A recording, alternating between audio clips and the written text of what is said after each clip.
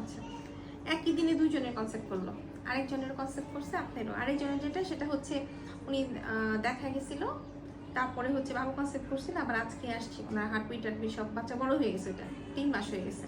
আর আপনি তো 1 মাসে বাবু কনসেপ্ট করছে, ওনারও 1 মাসে কনসেপ্ট করছে, যাই হোক আলহামদুলিল্লাহ। বিয়ে 3 বছর পরে বাবু কনসেপ্ট করলো না, আলহামদুলিল্লাহ। ঠিক আছে, এই যে আপনার ইউরিন টেস্টও পজিটিভ আসছে, ঠিক আছে। হ্যাঁ, শুধু প্রস্রাব ইনফেকশনটা আসছে, কিন্তু আপু পানি বেশি বেশি খেতে হবে, পানি কিন্তু বেশি বেশি খেতে হবে। আপনি তো বাবু কনসেপ্ট করে গেল, এখন আর রোজা রাখার দরকার নাই, রোজা আসলে প্রেগনেন্সিতে ফরজ না। হ্যাঁ, আপনি এখন পানি বেশি বেশি খাবেন, 10 থেকে 12 গ্লাস পানি খাবেন। পানি আরো একটু চাইলে বেশি খেতে পারেন, সমস্যা নেই। বমি ভাব আসে?